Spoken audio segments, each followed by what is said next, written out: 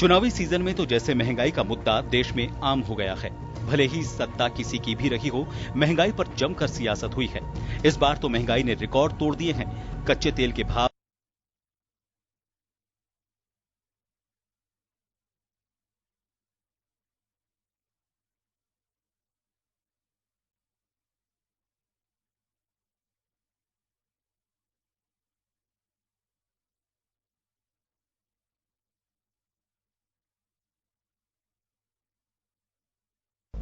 चुनावी सीजन में तो जैसे महंगाई का मुद्दा देश में आम हो गया है।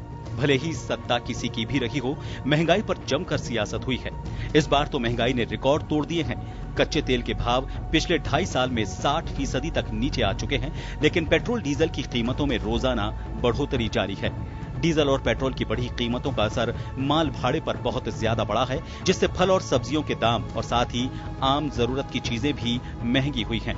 ऐसे में लगातार बढ़ रही महंगाई ने आम उपभोक्ता की जेब पर डाका डालने के साथ ही उनकी रसोई का बजट भी बिगाड़ दिया है।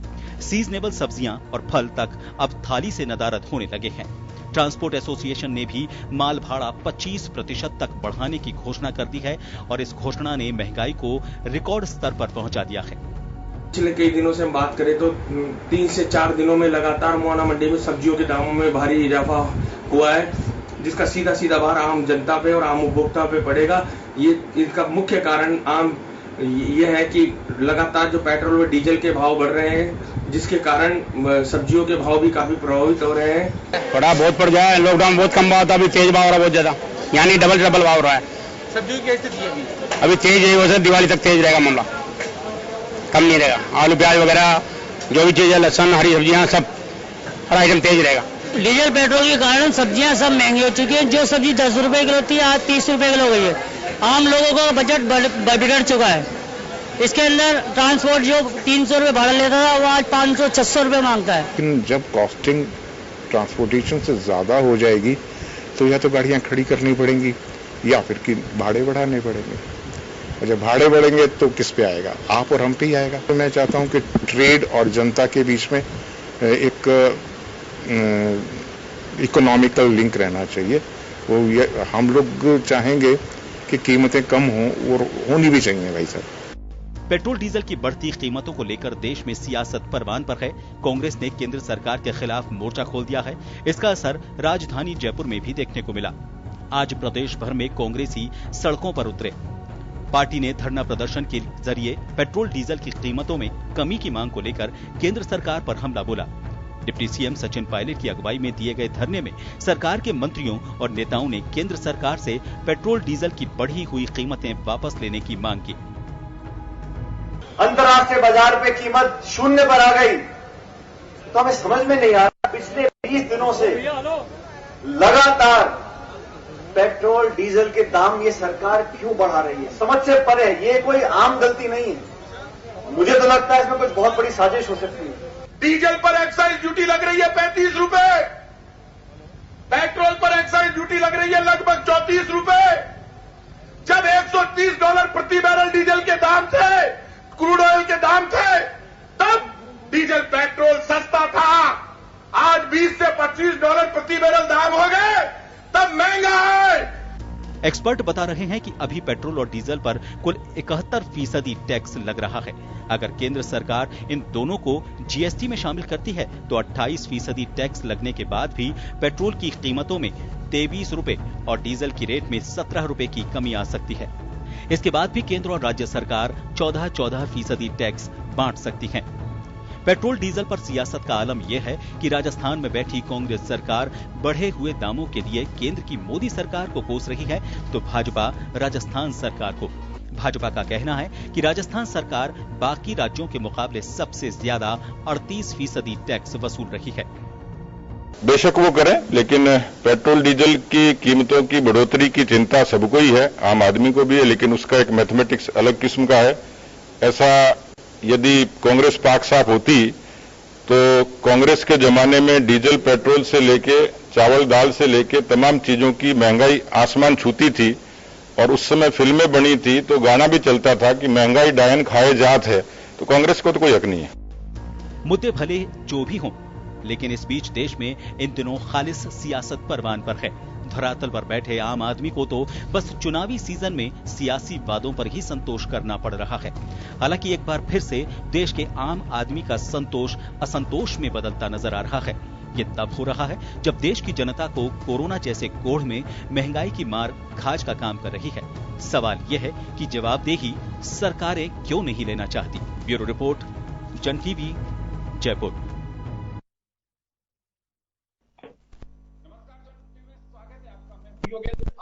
खास खबर में हम बात करेंगे। एक तरफ कोरोना का कोड है तो आप अंदाजा कैसे लगा सकते हैं कि इस दशा में किस कर रहा होगा। फ्यूल प्राइस लगातार बढ़ती जा रही है। एक तरफ लोग सोच रहे हैं कि हमारे रोजगार का क्या होगा, तो दूसरी तरफ फिक्र यह है कि हमारी किचन चलेगी कैसे, यानी कि हमारे आम दिन का खर्चा चलाना भी बड़ा मुश्किल होगा। क्या जरूरी है इस वक्त फ्यूल प्राइस बढ़ाना, ये बड़ा सवाल है, या इसे टाला जा सकता है। सरकार खुद इस बात को मान रही है, चाहे हमारी यूनियन गवर्नमेंट हो या फिर स्टेट गवर्नमेंट हो, कि इस वक्त बड़ा ऐसा दौर है कि जिसका सामना करना आम जन के लिए थोड़ा मुश्किल हो पा रहा है। बेरोजगारी बढ़ सकती है। हम मानसिक रूप से तैयार हैं इन तमाम चीजों के लिए, तो फिर फ्यूल प्राइस के साथ हम कंप्रोमाइज क्यों नहीं कर पा रहे हैं। सियासत खूब हो रही है, दिखाया ये जा रहा है कि जनता का दर्द राजनीतिक दलों से ज्यादा किसी को नहीं है, लेकिन राहत कोई नहीं देना चाहता। तो चलिए आज हम 5 महानगरों से हमारे अतिथि हमारे साथ में जुड़ रहे हैं और पॉलिटिकल पार्टी के हमारे जो नेता हैं वो हमारे साथ जुड़ रहे हैं। वरिष्ठ पत्रकार श्याम सुंदर सोनी जी हमारे साथ जुड़ रहे हैं, भाजपा नेता पंकज जोशी जी, कांग्रेस से हमारे साथ आशीष चौधरी साहब हैं, चेन्नई से बरखा शाह जी हमारे साथ जुड़ रही हैं, दिल्ली से अनु धानुका जी जुड़ रही हैं, मुंबई से प्रतीक मारू हमारे साथ जुड़ रहे हैं, लखनऊ से वेद प्रकाश ओझा जी जुड़ रहे हैं और जयपुर से मनीषा राठौर जी जुड़ रही हैं। आप सभी का स्वागत है। मैं सबसे पहले एक बार जानना चाहूंगा तमाम जो शहर है उनकी पोजीशन क्या है महंगाई को लेकर के। सबसे पहले मैं आ रहा हूं आपके पास में अनु जी, दिल्ली देश की राजधानी है, क्या स्थिति है? कुछ फ्यूल प्राइस का असर पड़ रहा है वहां पे? जी बिल्कुल, फ्यूल प्राइस बढ़ने की वजह से जैसे अभी 80 से ऊपर चला गया है, पिछले 3 हफ्तों में रोज बढ़ते जा रहा है।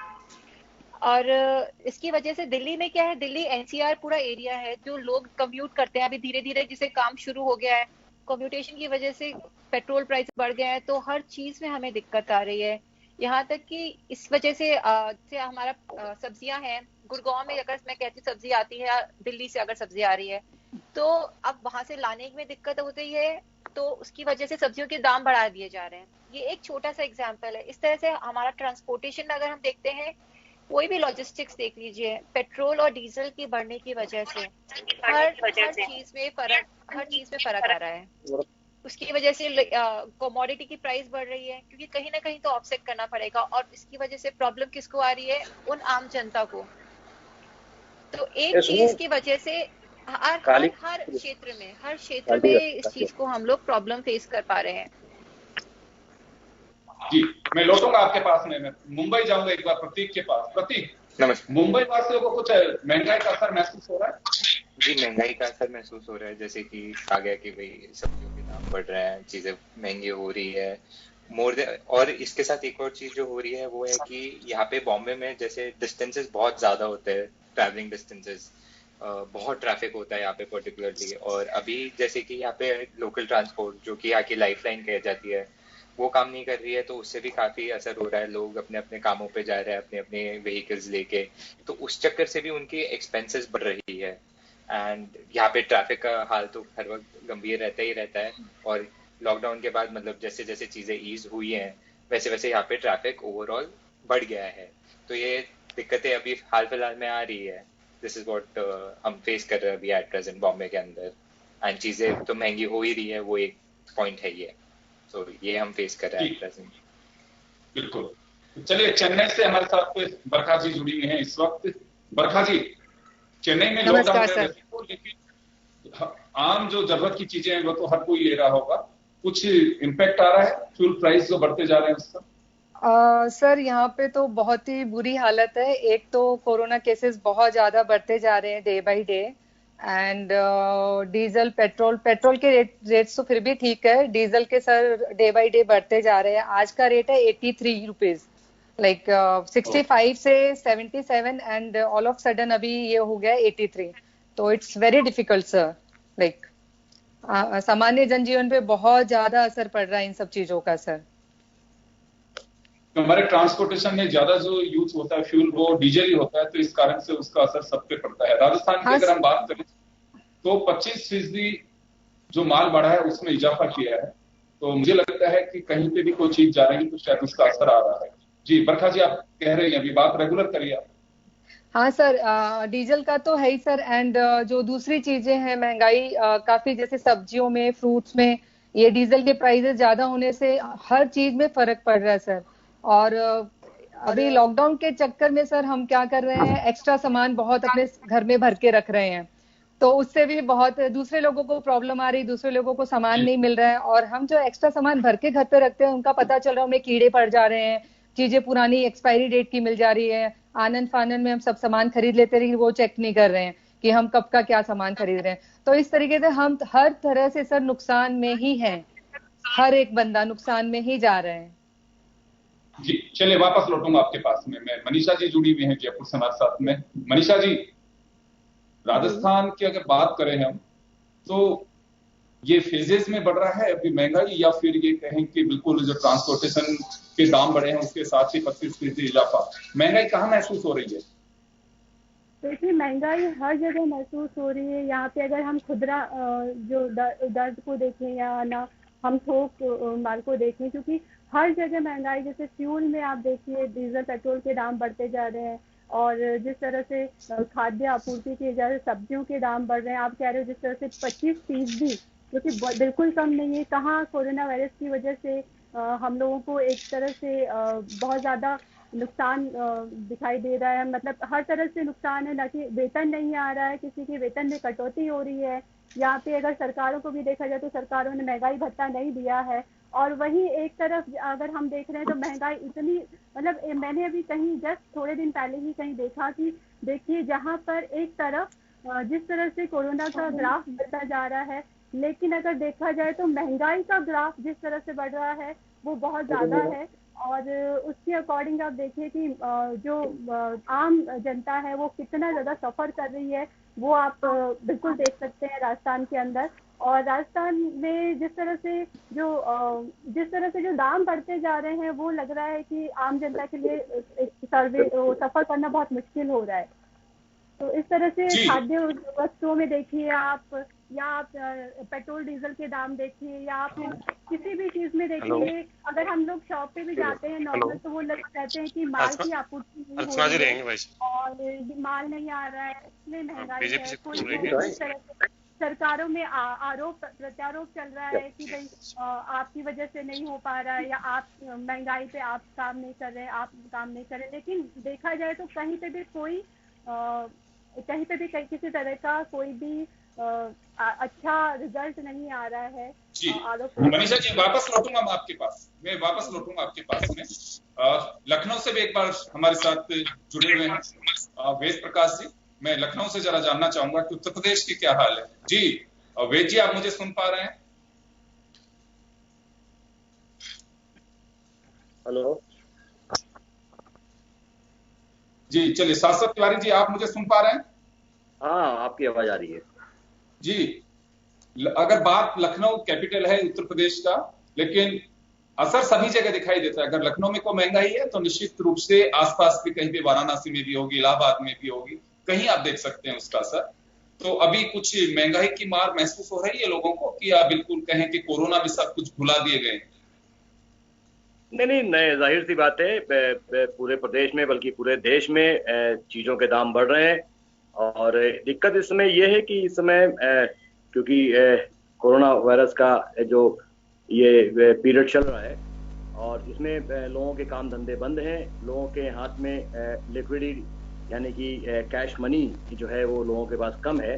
तो जाहिर सी बात है कि जरा सी भी महंगाई यानी कि 2-4 रुपये भी बढ़ते हैं तो दिक्कत होती है। यहाँ तो काफ़ी कीमतें बढ़ रही हैं, लगातार बढ़ रही हैं।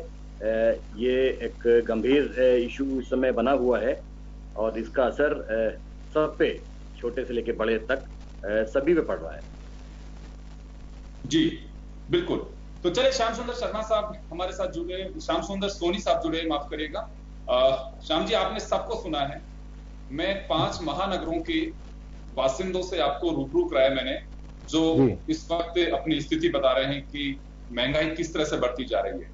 हम इसी वजह से कह रहे हैं कि एक तरफ कोरोना का कोड है तो दूसरी तरफ महंगाई की खुजली है। आम जन का अंदाजा आप लगा सकते हैं, क्या बीत रही है जनता पे इस वक्त। माननीय योगेंद्र जी, आपने ये बिल्कुल सही कहा कि इस समय ये कोड का काम कर रही है महंगाई। अब देखिए, सबसे पहले तो सरकार से एक प्रश्न करना चाहेंगे कि अंतर्राष्ट्रीय बाजार में कच्चे तेल के भाव औंधे मुंह गिरे हैं, मतलब बहुत डाउन हुए हैं। उस डाउन भाव का लाभ हमारे देश की जनता को क्यों नहीं मिल रहा है? जब डाउन हो गया तो यहां भी डाउन होना चाहिए, लेकिन इसके विपरीत वो बढ़ रहा है। अभी मैं आपको कोई भाव बता दूं, मान लीजिए मैंने आपको बता दिया 90 रुपए पेट्रोल के भाव है, कह नहीं सकता 10 मिनट बाद ही वो 90 के 95 भी हो सकते हैं, 5 रुपए अचानक बढ़ सकते हैं, कोई कह नहीं सकता इस बात को। अब रही बात महंगाई की। महंगाई में जब लोग हेलो जी, आपकी आवाज आ रही है, बोलिए। आज आम आदमी के साथ ये स्थिति हो रही है, वो कहीं अगर नौकरी कर रहा है अपनी और उसे 20-25 हजार रुपए महीने की सैलरी मिल रही है। सबसे पहले तो मैं आपको जयपुर की, राजस्थान की ही बात बताना चाह रहा हूं कि यहाँ के होटल्स, यहाँ के अस्पताल, अन्य बहुत सारी संस्थाएं ऐसी हैं जिनमें लोगों के 25% से 50% तक की सैलरी में कटौती की गई है। अब उस व्यक्ति को एक तो कटौती में मार से वो झेलना पड़ रहा है, दूसरा उसको इस पेट्रोलियम महंगाई का मार है, घरेलू राशन है, घरेलू सामग्री है, उन सब की महंगाई से मार से उसे झेलना पड़ रहा है। दुकानदार के पास जाते हैं, दुकानदार जैसा माल होता है वैसा देता है, वो ये कहता है आगे से माल नहीं आ रहा। सरकार ये कहती है, सरकार का ये कहना है कि कहीं कोई कमी नहीं है, माल की भरपूर सप्लाई हो रही है, लेकिन ये गलत है जी। बिल्कुल। आज जयपुर में लगभग 18 लाख घरेलू गैस कनेक्शन के उपभोक्ता हैं, लगभग 18 लाख। उसमें से 12.5 लाख प्रति माह गैस सिलेंडरों की खपत होती है। और अब ऐसा लग रहा है कि आने वाले समय में इन गैस सिलेंडर के दामों में भी भारी वृद्धि करने जाएगी सरकार। कहां जिएगा आम आदमी? ये सरकार ये कहती है, कर चुके हैं, ऑलरेडी इंक्रीज हो चुका है, कर चुके हैं कोरोना लॉकडाउन।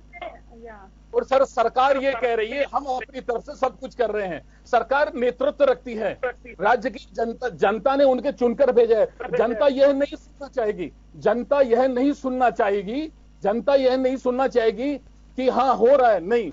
आप इनका यथावत ध्यान रखिए। आम आदमी त्रस्त हो रहा है, मर रहा है। बिल्कुल। मैं श्याम जी वापस लौटूंगा आपके पास।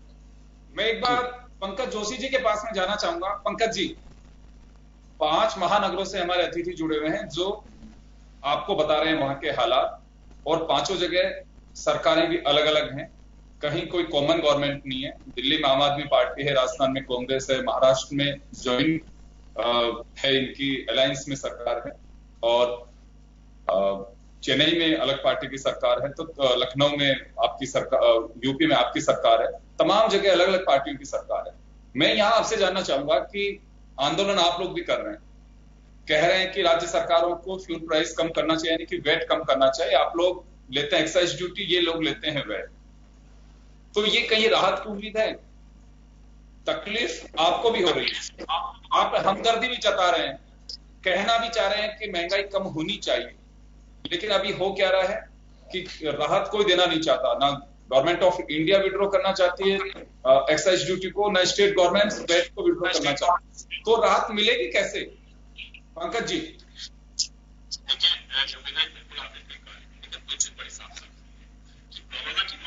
जो है मृत्यु पर नहीं पड़ी, बल्कि आपने भी पैंडेमिक में तो पूरा नहीं देखा, तो देश को ऊपर पूरा पड़ा है।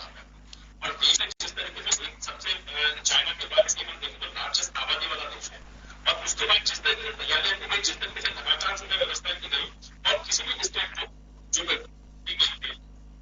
पंकज जी, मैं वापस आऊंगा आपके पास में, मैं आ रहा हूं आपके पास में, आपकी आवाज थोड़ी डिस्टर्ब आ रही है, अब बोलिए आप। देखिए योगेंद्र जी, मैं आपको 2 चीजें कहना चाहूंगा कि ये केवल वहां के जो लोग हैं या सुनने वाले लोग हैं उन्हीं को महंगाई की मात नहीं है, बल्कि यदि आप देखें तो जो देश का पूरा आर्थिक बजट है उसके ऊपर एक फर्क पड़ा है, और सारे स्टेटों को, किसी भी स्टेट को अब जो है सरकार ने मना नहीं किया। अब आप देखिए राजस्थान को यहाँ पर ले लें, कि राजस्थान ने जो है वहां पर जब ड्यूटी बढ़ी तो राजस्थान ने जो अपना वैट है वो 32% से 34%, 26% से 34% तक लेकर के आ गए, यानी कि 8% आपने वैट बढ़ा दिया। और जबकि वैट बढ़ाने के बाद खाद्यान्न आप केंद्र से मांग रहे हैं, आप जो है किट जो है केंद्र से मांग रहे हैं, आप जो है कोरोना के टेस्ट की जो खर्चे हैं वो आप केंद्र से मांग रहे हैं, लगातार आप जो आपका जो जीएसटी आ रहा है उसके अंदर इंक्रीजिंग मांग रहे हैं। तो मुझे बताइए कि केंद्र सरकार जो है इन पैसों का कहां से देगी? और सरकार लगातार ये व्यवस्था कर रही है। आपने देखा प्रवासियों की जब बात आई, पहुंचाने की बात आई, तो सरकार से कहा गया कि जो है सरकार जो है रेलवे को टोटली जो है फ्री करे, और सरकार ने बहुत कुछ जो है उसमें से 85% फ्री भी किया। तो मैं कह रहा हूं कि ये जो चीजें हैं, इन चीजों के लिए लगातार सरकार प्रयासरत है, सरकार लगातार उनको पटरी पर लाने की कोशिश कर रही है। में क्या करा रहे हैं, फ्यूल प्राइस में क्या करा रहे हैं आप? जो दाम बढ़ते जा रहे हैं, देखिए इसे कोई गवर्नमेंट दोनों जस्टिफाई नहीं कर पाई है। इंटरनेशनल प्राइस की अगर हम बात करें, इंटरनेशनल प्राइस की अगर हम बात करें तो क्रूड ऑयल के दाम बहुत डाउन है, लेकिन इस समझ से बाहर है कि दुनिया के किसी भी मुल्क में इतना पैसा नहीं देना पड़ रहा जितना हिंदुस्तान में देना पड़ रहा है। योगेंद्र जी, मैं आपको यही कह रहा हूं कि योगेंद्र जी पूरी दुनिया में यदि आप देखें तो लगभग जो है 80 करोड़ लोगों को जो है मुफ्त खाद्यान्न जो है लगभग सरकार प्रोवाइड करा रही है। केंद्र सरकार प्रोवाइड करा रही है कि नहीं करा रही? किसी देश में हो रहा है क्या? और जो करा रही है सारे स्टेटों को करा रही है कि नहीं करा रही? और इनके लिए सबसे बड़ी जो चीज है, पहले खाली बीपीएल और इनके अंदर, लेकिन अब जो है उनके अंदर जो लोग अदर लोग थे उनको भी शामिल किया गया। 4 महीने 6 महीने तक का जो खाद्यान्न है उनको भी दिया जा रहा है। तो मैं एक चीज कह रहा हूं कि इन चीजों के लिए सरकार लगातार प्रयासरत है। फिर जो चीजें हैं कि उसके बाद भी स्टेट गवर्नमेंट लगातार वैट बढ़ा करके अपना वैट कम नहीं कर रही है। आज जीएसटी में लगाने की बात तो करती है स्टेट सरकारें, लेकिन उसको अपने को बाहर रखना चाहती है कि आप हमें जो है। तो मैं कह रहा हूं यदि आप जीएसटी के अंदर इसको शामिल करने की बात यदि सारे स्टेट करते हैं तो निश्चित रूप से उनकी सब चीजें फिक्स हो जाएंगी। चलिए, लेकिन फिलहाल तो कोई राहत केंद्र सरकार की ओर से देने की कोई मंशा दिखाई नहीं दे रही है। मैं चलिए आरसी चौधरी जी आपके पास आना चाहूंगा। केंद्र हमेशा ये कह रहा है कि ये राज्यों को देखना है अब वैट कम करके और आम जन को राहत दी जा सकती है। यानी कि केंद्र राज्य के पाले में फेंक रहा है, राज्य केंद्र के पाले में फेंक रहा है, लेकिन जनता जो है वो दो पार्ट के बीच पिसी हुई है और पिसती जा रही है। आप देख रहे हैं हालात, क्योंकि आप पॉलिटिकल पार्टी के एक लीडर बाद में है। मैं सोचता हूं कि घर पहले है आपका, आप इस समाज के अभिन्न अंग है, एक इंसान है, तो घर में सब्जियां आपके भी आती हैं, दूध भी आता है, बच्चों की देखभाल के लिए जो खर्चे होते हैं वह भी हैं। ये आप हम सब जो बैठे हैं सबको इस चीज को फेस करना पड़ता है। वो बात एक अलग है कि पॉलिटिकल फेस के नाते आप लोगों को चैनल्स पे आए हैं तो आप अपनी पार्टी की वकालत करेंगे, लेकिन चलिए मुझे ये बताइए कि दोनों ही पार्टियों के आप लीडर बैठे हुए हैं, इसे कैसे जस्टिफाई करेंगे? हमारे 5 महानगरों से जो लोग जुड़े हुए हैं उनके गले उतरनी चाहिए कि हाँ वास्तव में सरकारें जो कर रही हैं बिल्कुल ठीक कर रही हैं, फ्यूल प्राइस बढ़ाना जस्टिफाई है। मुझे ये बताइए कैसे है ये? योगेंद्र जी, मैं सबसे पहले तो ये उम्मीद करता हूं कि जन टीवी के जहां चैनल पे आप बैठे एंकर के तौर पे, तो आप यहाँ पे जूरी हैं। हम हमारी पार्टी का पक्ष रखेंगे, लेकिन आप वहां पे निर्णय करेंगे, और कोई नेता अगर झूठ बोलता है तो उसका खंडन भी करना आपका दायित्व बनता है, क्योंकि जनता के बीच में जो जानकारी जानी चाहिए वो सबसे बड़ी चुनौती ये है कि जानकारी वहां पे सत्य जानी चाहिए। आज सबसे बड़ी चुनौती, अगर कहीं मिलावट से भी बड़ी अगर कोई चुनौती है तो आज देश के अंदर सबसे बड़ी चुनौती है कि सही सूचना नहीं मिल रही। इसलिए इस चैनल पे कोई भी नेता अगर कोई फालतू के तथ्य रखता है तो उसका आपको खंडन करने का दायित्व बनता है।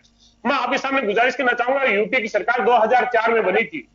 2004 में जब सरकार बनी, सरकार बनने के बाद में 4 साल तक पेट्रोल और डीजल के भाव में कोई वृद्धि नहीं की।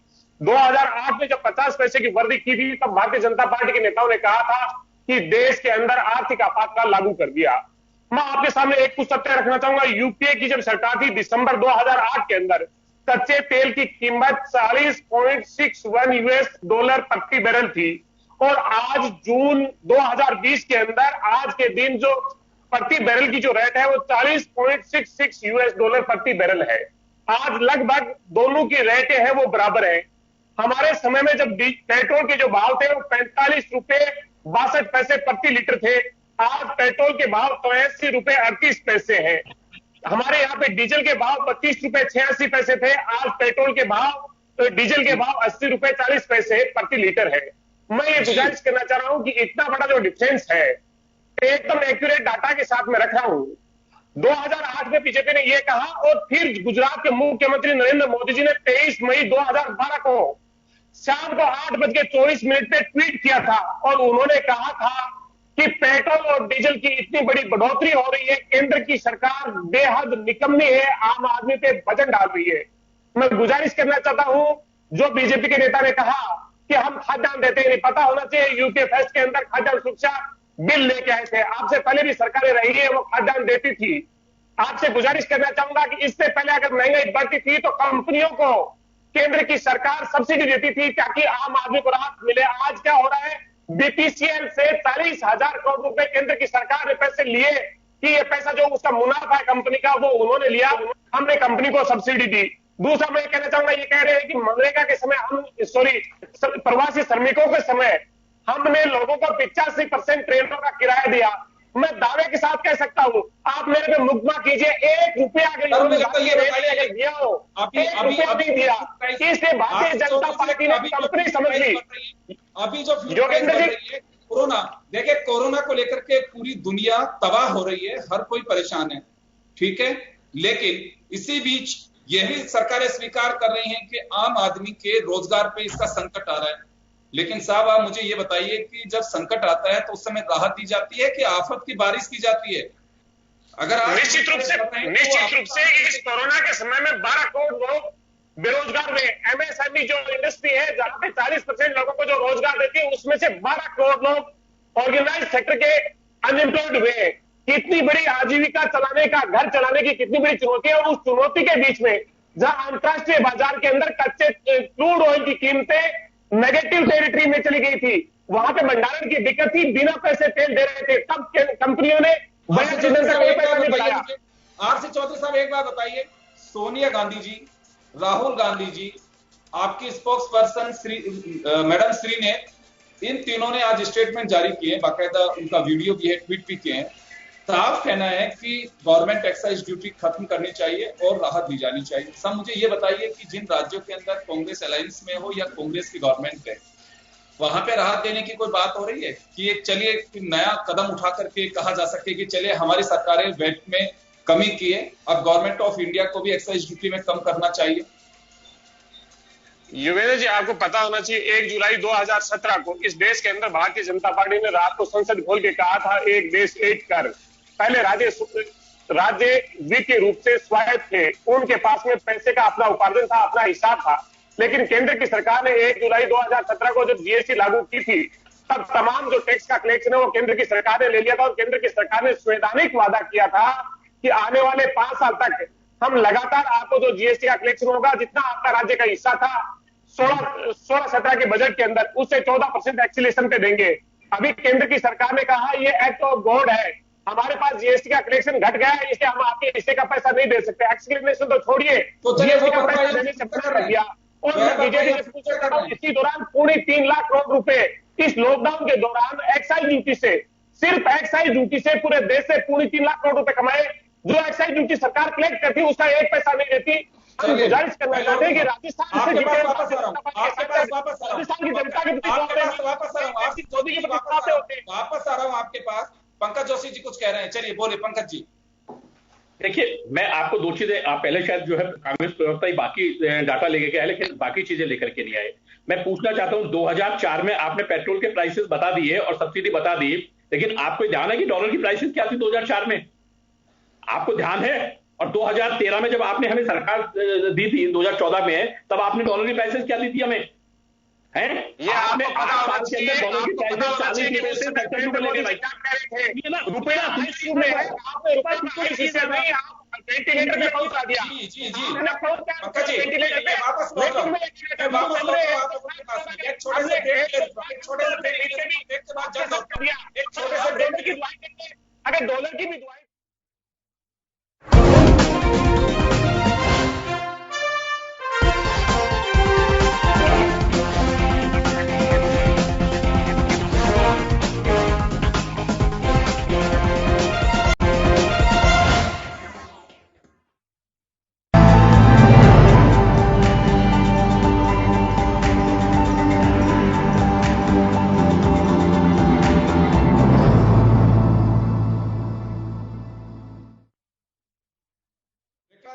आपका स्वागत है। आप देख रहे हैं खास खबर में बात कर रहे हैं कोरोना के कोड में महंगाई की खुजली, यानी कि कोरोना की मार एक तरफ है, दूसरी तरफ महंगाई की मार भी आम जन को झेलनी पड़ रही है। तो चले, हमारे जो अतिथि हैं अपनी अपनी बात रख रहे हैं। मैं श्याम सुंदर सोनी साहब के पास में जाना चाहूंगा। श्याम जी, आपने पंकज जोशी जी को भी सुना और आरसी चौधरी साहब को भी सुना, अपने अपने विचार हैं, अपने अपने फैक्ट्स इन्होंने दिए हैं। यहां जनता जवाब एक मांगना चाहती है कि हमें राहत कब दी जाएगी। जो बयान है उससे कहीं पे आपको लग रहा है कि कुछ राहत की उम्मीद की जा सकती है? देखिए सर, जब ये परिस्थितियां कांग्रेस शासनकाल में थी तब इन्होंने इन पे आरोप लगाया, और आज जब ये परिस्थितियां इस पे हो रही थी इन्होंने इस पे आरोप लगाया। लेकिन जनता ये आरोप प्रत्यारोप टांग खिंचाई, इनसे इनको कोई सरोकार नहीं है। जनता को, जनता ये चाहती है, जनता तो केवल ये चाहती है, और तथ्यों से भी उनको कोई मतलब नहीं होता जनता को। जनता ये चाहती है कि इस प्रकार हमें इस गर्त में जाते हुए हम जिसको चुन करके हमने भेजा है वो हमारा हाथ पकड़ के हमें बाहर निकाले। बिल्कुल बिल्कुल सही कह रहे हैं आप। बिल्कुल बिल्कुल। मनीषा जी आपके पास आ रहा हूँ मैं, आपके पास आ रहा हूँ। मनीषा जी आपके पास आ रहा हूँ। पॉलिटिकल पार्टीज के और राज्य सरकारों, मनीषा जी मेरा सवाल है, आप इसे सवाल कर रहा हूँ मैं। पॉलिटिकल पार्टीज के किसी भी नेता से आप बात करके देख सकते हैं। AIADMK की सरकार है, चेन्नई में बैठे हमारे साथ में, यहाँ कांग्रेस की गवर्नमेंट है, यूपी में बीजेपी की है। मैं जानना चाह रहा हूँ, आप लीडर्स कहीं पे भी सुन लीजिए, आप अमित शाह साहब को भी सुनेंगे तो बात वही कहेंगे, राहुल गांधी जी को भी आप सुनेंगे तो बात वही है। मुझे ये बताइए कि बयानों से राहत की मल्लम लग पा रही है, लग पा रही है? अभी रिसेंट दिग्विजय सिंह जी का शायद वो था कि उन्होंने कहा था कि महंगाई जो वृद्धि हो रही है उनके ऊपर उन्होंने केंद्र सरकार को बोला कि ना ये कोरोना काल में कमाई करने का, पैसा कमाने का एक अवसर है। तो मतलब एक दूसरे को आरोप प्रत्यारोप कर रहे हैं, लेकिन रियायत आम जनता को कहीं नहीं दिखाई दे रही है, कहीं नहीं मिल रही है। बस आपस में राहुल गांधी जी के देख लीजिए, चाहे दिग्विजय सिंह जी की, चाहे राज्य सरकार हो चाहे केंद्र सरकार हो, सब जगह आरोप प्रत्यारोप चला, लेकिन उसका रियायत जो आम जनता है जिसको इसको झेलना पड़ रहा है वो उनके लिए बहुत मुश्किल हो रहा है। लेकिन जिसको हमने चुन के भेजा है वो कहीं पे कोई हेल्प नहीं हो पा रही उनकी तरफ से भी। तो इन बयानों से कहीं उम्मीद लग रही है आपको कि कुछ राहत मिल पाएगी? इन बयानों से कुछ उम्मीद की किरणें बन पा रही हैं कि हाँ चलिए राहत मिलेगी?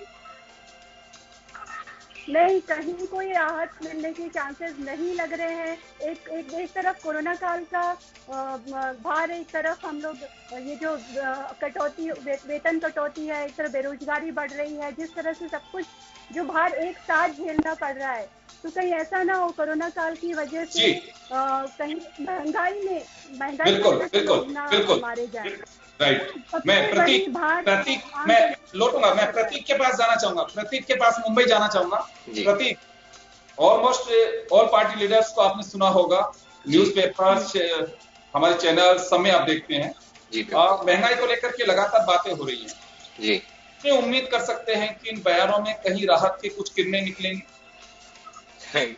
वैसे उम्मीद तो कम ही लगती है कि कोई राहत मिलेगी। मैं एज अ युवा एक चीज जरूर बोलना चाहूंगा। हाल फिलहाल में मैं अपने काफी दोस्तों से बात की जिन्होंने अपनी एजुकेशन जस्ट खत्म की है एंड काफी अपना लोन लिया है, MBA किया है, जॉब के प्लेसमेंट्स हुए हैं, लेकिन अब सिंस कोरोना आ गया तो पहले ही काफी दिक्कतें थी। अब जो कि ये हो चुका है कि महंगाई भी बढ़ती जा रही है, तो मैं जब बात कर रहा था सबके लिए इतना डिफिकल्ट सिचुएशन हो गई है एज अ युवा, जिनके हमारे जैसे लोग जिनके करियर जस्ट चालू ही हुए हैं वो भी आगे नहीं बढ़ पा रहे हैं एंड इतनी दिक्कतें आ रही है, तो हम किसे राहत की उम्मीद करें किसे नहीं। बयान तो खूब आता है, रोज हम सुनते हैं, रोज चीजें करते हैं, लेकिन हम आगे कैसे बढ़े एज अ युवा is my one of the question also, कि ये जरूर मैं बोलना चाहूंगा। जी बरखा जी, आपके पास आना चाहूंगा। कुछ उम्मीदें लग रही हैं? हमारे पॉलिटिकल पार्टीज के लीडर भी बैठे हुए हैं यहाँ पे और आए दिन आप चैनल्स में भी देखते होंगे, बहुत डिबेट भी होती है, पेपर्स में भी है, लेकिन बात यही आती है, एक से पूछो कि आप राहत कब देंगे तो दूसरा गिनाता है कि आपके वक्त ऐसा हुआ था। एक जब उनसे पूछते हैं कि आप तो कहीं राहत दीजिए तो कहते हैं इनके वक्त ऐसा हुआ था। तो यहाँ कुछ पब्लिक को कुछ भरोसा किया जा सकता है कि हाँ जिनकी सरकार है वो कुछ राहत देंगी? सर मुझे तो बिल्कुल भी नहीं समझ में आ रहा है। सारी पार्टियां आपस में लड़ रही है, सब अपने अपने बातें रख रही हैं, लेकिन आम जनता को कहाँ क्या फायदा हो रहा है, क्या है, किसी को कोई फिक्र नहीं है। सब अपने अपने पॉइंट्स रख रहे हैं कि हमने ये किया, हमने वो किया, लेकिन आम जनता कैसे घिस रही है, कैसे तकलीफ में है, कोई भी नहीं समझ पा रहा है इस चीज को। और ना मुझे कोई चांसेस दिख रहे हैं सर कि सरकार कुछ कर पा रही है आम जनता के लिए। लोग यहाँ तक सर, मैं आपको बताती हूँ, लोग सुसाइड तक कर रहे हैं। मैं आपको बताती हूँ कि उनके घर में खाना तक नहीं है। आज उनकी नौकरी छीन ली जा रही है। आज उनके, ठीक है, आपने उनके सैलरी थोड़ी कम की है, वो तक चलता है सर, लेकिन अगर आप उनको नौकरी से बाहर निकाल रहे हो और आप उनको कह रहे हो कि आत्मनिर्भर बन जाओ, तो आप उनको नौकरी से निकाल के आप उनको आत्मनिर्भर कैसे बना रहे हो? आप उनको आत्मनिर्भर, आप तो उनको सुसाइड की तरफ उनको अग्रसर कर रहे हो कि वो जाके फंदे से लटक जाते हैं कि हम अपनी फैमिली को कहाँ से संभालेंगे, घर में खाने को दाना नहीं है और नौकरी से भी निकाल दिया गया है। नॉर्मल सी सर, मेरी सिंपल सी बात है, ये चाहे कितना भी झगड़ा कर ले, सारी पार्टियां मिलके कुछ भी बोल ले, लेकिन कहीं किसी भी तरह से कोई हेल्प नहीं हो रही है सर। इस पे मैं भी कुछ कहना चाहती हूँ। ये बिल्कुल हो सकता है अगर हम सब पार्टीज एकजुट होकर एक साथ काम करें, ना कि एक दूसरे के आमने सामने। अभी जो ये तो पॉसिबल ही नहीं है। एक साथ अनु जी, मेरा एक सवाल आपसे, अनु जी आपसे सवाल है मेरा, अनु जी आपसे सवाल है मेरा। हम तमाम जो बातें करते आ रहे हैं, बिल्कुल आप तो कैपिटल में बैठी हुई हैं, सुन भी रही हैं बहुत सारी चीजें। मुझे एक चीज बताइए कि कुछ अंतर महसूस हो रहा है राजनीतिक दलों में, कुछ करनी और कथनी को लेकर के, कि जो कह रहे हैं बिल्कुल ऐसा कर रहे हैं। पहले बीजेपी जब सत्ता नहीं थी, कांग्रेस यानी कि यूपीए गवर्नमेंट थी, उस वक्त बीजेपी भारत बंद करा रही थी। आज गवर्नमेंट में बीजेपी है तो कांग्रेस और उनके दूसरे जो साथी हैं वो प्रदर्शन कर रहे हैं, धरने दे रहे हैं, क्योंकि ये लॉकडाउन चल रहा है तो वैसे ही देश बंद पड़ा है। तो यहाँ उम्मीद कैसे की जा सकती है, क्योंकि करना तो राज्य सरकार और केंद्र सरकार को ही है, अब वो कैसे राहत दे सकते हैं? तो ऐसे में साइड इफेक्ट, जैसे कि अभी बरखा जी ने कहा कि लोग सुसाइड कर रहे हैं, सच्चाई है ये? इस बात की फिक्र नहीं है कि इसकी साइड इफेक्ट कैसे आ रहे हैं, क्योंकि महंगाई की मार है, रोजगार लोगों के छीन रहे हैं, तो ऐसे में असर क्या पड़ सकता है? कुछ चर्चाएं होती है आमजन में किस तरह की चर्चाएं? बिल्कुल बिल्कुल, ये सबसे बड़ा प्रॉब्लम इसीलिए आ रहा है क्योंकि हम सब, या अगर कोई प्रॉब्लम आती है, अगर हमारे घर में कोई दिक्कत आती है, तो हमें क्या करना चाहिए? हमें सबको पहले एक दूसरे को ब्लेम करना चाहिए कि एक साथ खड़े होकर उस प्रॉब्लम के साथ हमें फेस करना चाहिए। और यहाँ पे वही हो रहा है। पहले चाहे बीजेपी थी, भले आम जनता पार्टी है या बीजेपी है, कांग्रेस है, आप है, कोई सी भी आप पार्टी ले लीजिए, ये सिर्फ एक बहाने। मैं एक आम जनता के हिसाब से अगर बोलती हूँ तो सब कहीं ना कहीं एक दूसरे के ऊपर ब्लेम लगाने पे लगी रहती है। अगर लेकिन हमारी प्रॉब्लम एग्जैक्टली आ क्या रही है, आप एक इनको लगता है एक ठीक है, एक्साइज बढ़ा दिया, वैट बढ़ा दिया, उससे उनको, क्योंकि वो किसी और चीज को हेल्प कर रहे हैं, वो खाद्य पदार्थ दे रहे हैं, ये दे रहे हैं, वो दे रहे हैं, लेकिन उसके लिए आप किसको चूस रहे हैं? अगर आप हमें बोलते हैं कि ठीक है, जो एंटरप्रेन्योर्स हैं, जो कंपनीज है, आप उनको वेतन, आप अपने सारे मजदूरों को वेतन जाना चाहिए, वो वेतन कहाँ से देंगे? आप मुझे ये बताइए। ऐसा नहीं है कि गरीब ही मार पे हैं, अमीर भी, जिसकी खुद की कंपनीज है, जिनके बिजनेस है बड़े बड़े, वो भी मार पे हैं। वो बैठे बिठाए उनकी कंपनीज बंद कर रखी। क्या जनता ने ये सरकार ने जीएसटी या किसी भी टैक्स में कोई कमी का कोई भी हमें रियायत दी है? कोई रियायत नहीं दी है, बल्कि उनकी डेट्स भी फिक्स कर दी गई है, उसमें इंटरेस्ट भी ले रहे हैं और हमें वो भी पे करना है। हमें सब बैठे बैठे सारे सबकी वर्कर्स की, सारे एम्प्लॉयज की सैलरीज भी पे करनी है। और ये इतना ज्यादा, मतलब ये ऐसा नहीं है कि जो प्रॉब्लम आई है ये तो एक आम आदमी की पीड़ा है, लेकिन इसी पीड़ा से राजनीतिक दलों को या फिर सरकारों को कितना सरोकार है? क्योंकि ये सवाल मेरा इस वजह से है कि आंदोलन चल रहे हैं दोनों तरफ, बीजेपी भी कर रही है, कांग्रेस भी कर रही है, समाजवादी पार्टी भी कर रही है, और भी दूसरी पार्टियां कर रही है, और कहा यह जा रहा है कि जनता की इस तकलीफ को हम किसी भी कीमत पर सरकार की आंखें खोल करके और दूर करवाने की कोशिश कर रहे हैं। लेकिन ये तकलीफ दूर करने का प्रयास है कि वास्तव में अपना एजेंडा है? ये सिर्फ अगर आप आम जनता की, अगर हमारी नजरों से देखें तो ये सिर्फ एजेंडा है, सच कहें तो, क्योंकि कहना और करना बहुत फर्क है। मैं ये नहीं कहती, क्योंकि कई बार होता है कि अगर हम शायद उनकी जगह होते तो उनके पर भी बहुत प्रेशर होता होगा, हर पार्टी पे बहुत प्रेशर होता है, जो चीजें दिखती है शायद हमें, अगर जैसे हम देखें, अगर मैं कहती हूँ मैं घर संभाल रही हूँ, लेकिन मेरा घर संभालना एक अलग है, लेकिन इस घर को संभालने में बहुत सारे चैलेंजेस आते हैं, डेफिनेटली आते हैं, और हर सरकार को आ रहे हैं, पर फिर भी सबका अभी क्या है, मोटो एक ही है मोटो सिर्फ एक है कि हमें हमारी आम जनता को, हमारे सबको एक रियायत बरतनी है। जो हम कह रहे हैं वो हमें करना है, वो हमें थोड़ा ही सही लेकिन करना है। लेकिन हमें मतलब करी तो कहीं दिख ही नहीं रहे, अभी भी आपस में लड़ रहे हैं और कहीं कुछ दिख ही नहीं रहा है। आप हर जगह देखिए आक्रोश ही आक्रोश है। आप कहीं बाहर जाइए, हर घर में टेंशन है। आजकल इतना ज्यादा डिप्रेशन बढ़ गया है। वो क्यों बढ़ गया है? वो इसीलिए बढ़ गया है।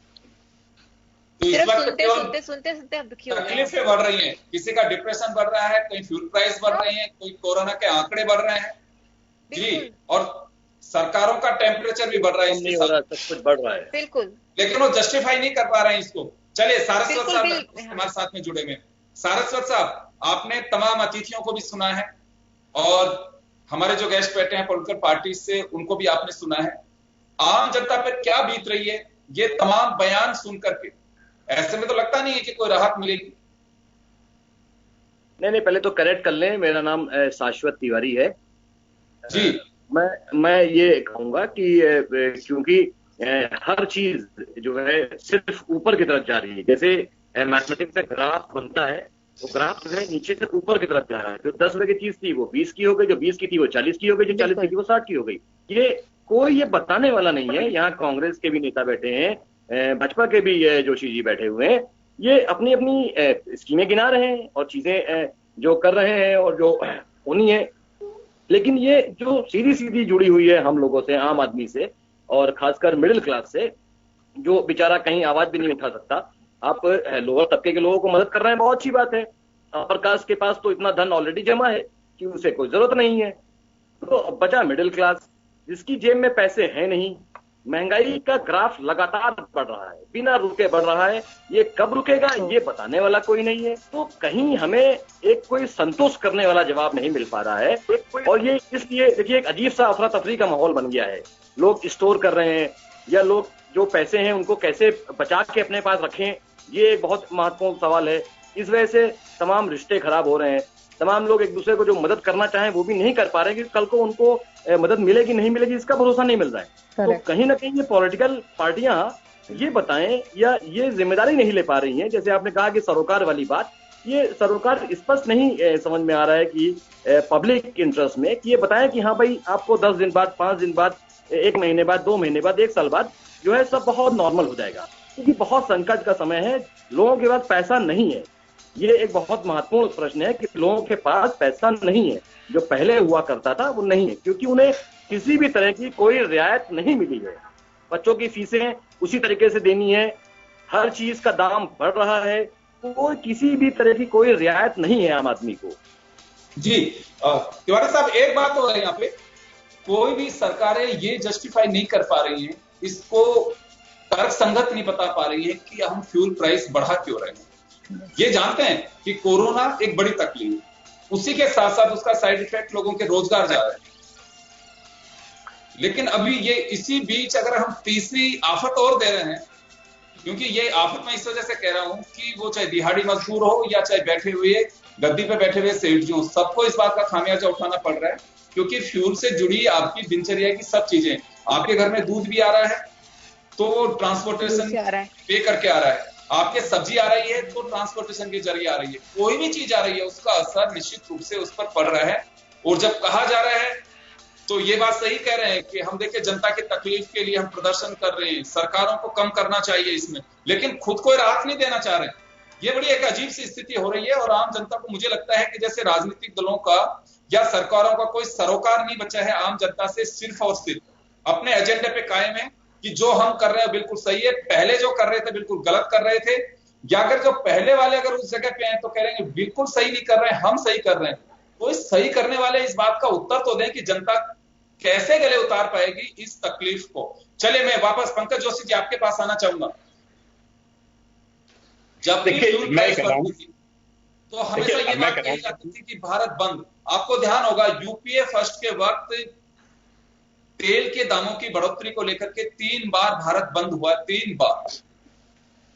अभी कुछ है जवाब देने के लिए? 11 रुपए डीजल, 9.5 रुपए पेट्रोल, 21 दिन में इजाफा हुआ है। और पहले से जो चला रहा है उसको तो छोड़ ही दीजिए। उसके अलावा अंतरराष्ट्रीय मार्केट में क्रूड ऑयल के दाम काफी कम है। पाकिस्तान जैसे देश में हमसे 25 रुपए पर लीटर कम है। और अगर अभी कोई कहे तो कहा जाएगा कि पाकिस्तान की भाषा बोल रहे हैं।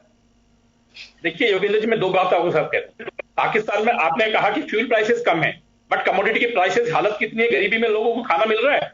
लोगों के यूट्यूब साहब जो है जनता में देखता हूँ सोशल मीडिया पर। ये बताइए, एक तरफ तो कह रहे हैं दूसरी तरफ ये बताइए, अगर फ्यूल प्राइस बढ़ा करके सरकार अगर रेवेन्यू इकट्ठा कर रही है, उससे मसाले दे रहे हैं जनता को, दाल दे रहे हैं, खाने का घी दे रहे हैं, ये कह रहे हैं। प्लीज एक बार आप मेरी बात सुन लें, उसके बाद आप जो भी प्रश्न करेंगे। देखिए मैं कह रहा हूं आपको कि देश के अंदर जो कोरोना जैसी आफत स्वतंत्रता के बाद में आज तक कभी ऐसी बड़ी आफत आई? 1965 के अंदर आपने देखा कि जब अन्न नहीं था तब हमारे में से तो लोग नहीं थे, लेकिन हमारे जो फादर्स थे वो लोग तो थे। उनसे पूछिए कि उन्होंने एक टाइम भोजन किया कि नहीं किया। क्या ऐसी परिस्थितियां बनी कि नहीं बनी? सरकार ने अभी कहा कि रेगुलर पूरा लॉकडाउन होने के बाद, पूरा देश लॉकडाउन होने के बाद लगातार सप्लाई चेन प्रॉपर 140 करोड़ लोगों के लिए रही कि नहीं रही? पूरे विश्व में देख लीजिए, मुझे बताइए कि ऐसी सप्लाई चेन रही कि नहीं रही?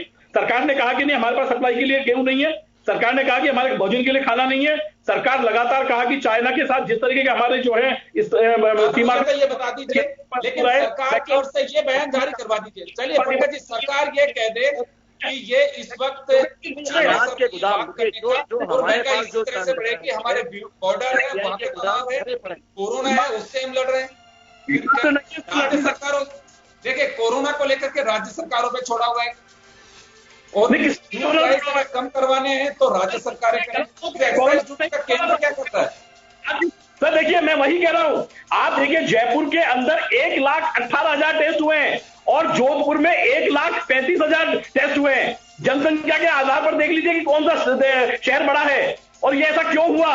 और मैं कह रहा हूं इनकी जो राशि है 18,000 करोड़ रुपया राजस्थान को जो है कोविड में मिला कि नहीं मिला, बताइए मुझे। उसके बाद पेट्रोल डीजल पे आइए, पेट्रोल डीजल पे, जनता के डीजल पे सारा पैसा क्या हम लोगों से वसूल करेंगे? करेंगे? अरे नहीं, वसूल आपने दिया हुआ है, सरकार का पब्लिक का दिया हुआ है, पब्लिक को दे रहे हैं, इसमें वसूल और नहीं वसूल की क्या बात है भाई?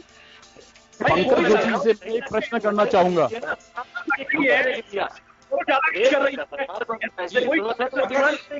पंकज जी, तिवारी जी और श्याम सुंदर सोनी साहब पूछना चाह रहे हैं आपसे।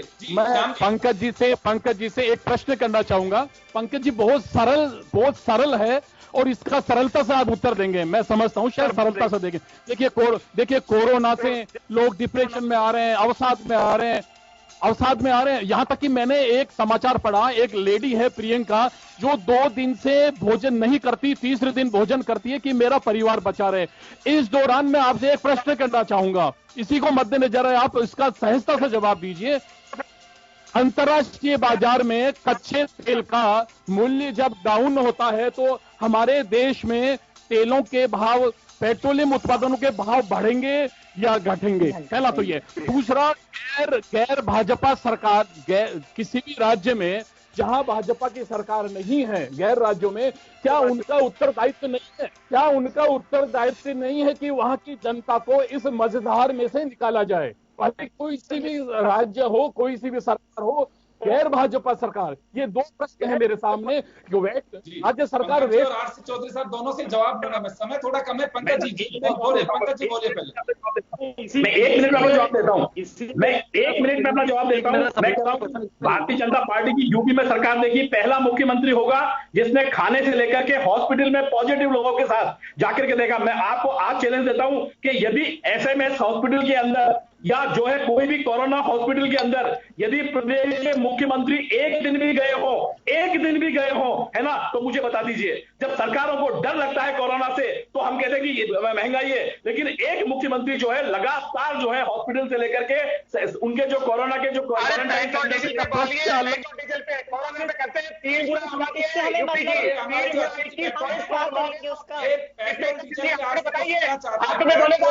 सुनना चाहते हैं कि देख रहा है कोरोना से वो जनता के साथ राजस्थान की जनता है, मृत्यु दर सबसे कम है, टेस्ट सबसे ज्यादा है, रिकवरी रेट सबसे ज्यादा है। हम तो पेट्रोल और डीजल में तो लोगों को लूट रहे हैं, वो बताइए ना आप जिंदा रहे और आगे झूठ बोलते हैं, जब बोलते हैं तो सिर्फ झूठ बोलते हो तुम।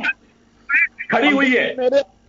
अब नहीं आया मेरे प्रश्न का चले आरसी चौधरी जी आपके पास में आना चाहूंगा। आरसी चौधरी जी आपके पास आना चाह रहा हूं। पंकज जोशी जी ने भी आपको बताया, देखिए ये बड़ा दुर्भाग्य है, हमारे जो गेस्ट बैठे हुए हैं चिंता के साथ मुस्कुरा रहे हैं कि सवाल क्या होता है, जवाब क्या दिया जा रहा है। ये यहाँ पे नहीं हो रहा, पूरे मुल्क में यही हो रहा है। आप बात करें डीजल पेट्रोल की तो बात की जाएगी कि वो सरकार इससे बात कर रही है, उनके यहाँ राहत नहीं मिल पा रही है। या मैं आपसे भी जानना चाहूंगा, Sonia Gandhi ji, Rahul Gandhi ji government of India से डिमांड कर रहे हैं, आपकी भी सरकारें हैं, कुछ राहत वहां से इस बात को, मैं ब्रेक से पहले भी आपसे सवाल कर रहा था, कुछ राहत की उम्मीदें की जा सकती हैं कि जहां सरकार आप लोगों के कम से कम वहीं से शुरुआत कर दीजिए ताकि केंद्र सरकार पे दबाव बनेगा।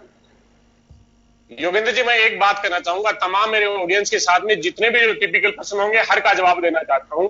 मैं ये कहता हूं कि आपको जो सैलरी मिलती है आप ले जाके अपने पिताजी को दे देते हैं और पिताजी फिर आपको पैसा जब जरूरत हो आपकी गाड़ी के डीजल के लिए तब वो दे या मना कर दे। पूरे देश के अंदर जीएसटी लागू करने के बाद में, जीएसटी के बाद में किसकी रेस्पॉन्सिबिलिटी होगी? आज राजस्थान का जो पैसा नहीं मिल रहा और केंद्र की सरकार ने जो मना कर दिया और एक्ट ऑफ बोर्ड कह के मना कर दिया, ये क्या किया उन्होंने? दूसरा मैं कह रहा हूं कि जो डीजल पे एक्साइज ड्यूटी 3 रुपए 41 पैसे होती थी, आज वो 32 रुपए एक्साइज ड्यूटी है। आज 3 रुपए 41 से कितना आगे लेके गए? डीजल पे उन्होंने आपको 20% एक्साइज ड्यूटी बढ़ाई, पेट्रोल पे 251% एक्साइज ड्यूटी बढ़ाई, उन्होंने पेट्रोल और डीजल को एक भाव पे ला दिए। अल्फोंस ने कहा था कि जो लोग पेट्रोल का पैसा नहीं दे सकते, क्या बीजेपी के साथी से पूछना चाहता हूँ, तुमने डीजल के भाव बढ़ा के आम आदमी को मारा है, आम गरीब आदमी को मारा है, मध्यम वर्ग के आदमी को मारा है। आपके इश्तेहारियत से लोग के नीचे जाएंगे। सरकार के एक एक पैसे का हिसाब सरकार को दिया गया है। सरकार के एक एक पैसे का तुमने 18 लाख का लूट किए, जो लोगों को राहत देनी चाहिए, जिनके घाव उनके नमक छिड़क रहे हो और तुम हिसाब दे रहे हो। हिसाब दे रहे हो दो पीएम केयर्स फंड का, पीएम केयर्स फंड को लेके आइए आप आरटीआई के दायरे में। जब प्रधानमंत्री हमारा आता होता तो क्यों लेके आ रहे? आप कोई हिसाब नहीं देना चाहते। सिर्फ इस देश के अंदर क्रोनिक कैपिटलिस्ट जो है 15 लोग आ रहे हैं, जो अनवानी आदमी लॉकडाउन में भी अपने कैपिटल को 1.5 गुना करता है। आप गरीब को, मध्यम वर्ग के और आम आदमी को मारना चाहते हैं। आपने कॉर्पोरेट टैक्स बैठाया है, एक्साइज ड्यूटी बढ़ाई आपने। कोरोना से निपट लेते वही सफिशिएंट था, रामगंज से नहीं निपट पाया, रामगंज से लोगों को बाहर छोड़ दिया। बात करते हो तुम तो दिखा हो, इस धरती में बहुत जाओ, इस धरती में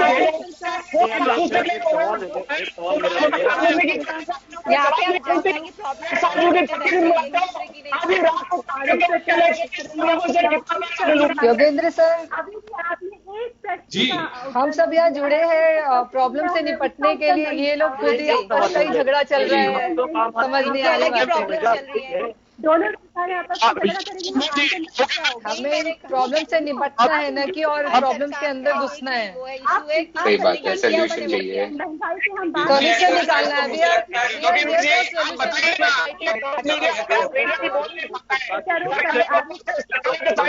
देखिए, ज्यादा जोर से बोलने से आपका पक्ष भारी नहीं हो जाता है, किसी का पक्ष भारी नहीं होगा। हमें प्रॉब्लम का सोल्यूशन निकालना है। हाँ, सोल्यूशन हो सकता है। हम सब सभी को रोकना चाहूंगा, इसका सोल्यूशन निकले ना कि हम झगड़ा करें, फाइटिंग करें, अपना समय मैं रोकना चाहूंगा। तो चलिए, आम जन की जो तकलीफ है, ये 5 शहरों से हमारे जो अतिथि जुड़े महज एक बानवी के रूप में कह सकते हैं कि ये अपने अपने शहरों का एक प्रतिनिधित्व करते हुए उस तकलीफ से आपको अवगत कराया है। जो हमारे राजनीतिक पार्टी के जो हमारे नेता बैठे हुए हैं, उनके सामने तकलीफ रखी है, पूरा देश देख रहा है कि वास्तव में किस तरह से लोग जी रहे हैं, इस तकलीफ से लोग निकल रहे हैं। मैं कहूंगा कि ये तकलीफ की हैट्रिक है, एक कोरोना, बेरोजगारी और महंगाई। आप अंदाजा लगा सकते हैं जब एक तकलीफ होती है तो आदमी किस तरह से उससे पीड़ित और विचलित हो जाता है। जब आप इस तकलीफ के महासंगम को अगर कोई सहन कर रहा है तो आप अंदाजा लगा सकते हैं कि वो इंसान किस दौर से कैसे गुजर रहा होगा। बात केवल बयानों तक सीमित नहीं होनी चाहिए, कोशिश की जानी चाहिए कि वास्तव में उस जनता को चुनी हुई हुक्मरान इस बात का एहसास करा सकें कि हम आपके लिए सत्ता में आए और आप ही के लिए सब कुछ कर रहे हैं और हम राहत भी दे रहे हैं। या तो आप जस्टिफाई करिए कि महंगाई बढ़ा क्यों रहे हैं, फ्यूल प्राइस क्यों बढ़ रहे हैं। अंतरराष्ट्रीय अगर मार्केट में कम है तो हर कोई राहत की उम्मीद करता है, लेकिन वो मिल नहीं रही है। तो चले, आज से बेहतर शायद कल हो और सरकारों के कानों पर जू जरूर रहेंगे। और एहसास हो इस बात का कि जनता की तकलीफ वास्तव में बढ़ती जा रही है, तो शायद हो सकता है कि कुछ जनता को राहत दी जा सकती है। उसी से हमें उम्मीद है। और हमारे अतिथि हमारे साथ जुड़े, सभी का बहुत बहुत शुक्रिया। खास खबर में इतना ही, दीजिए इजाजत, नमस्कार।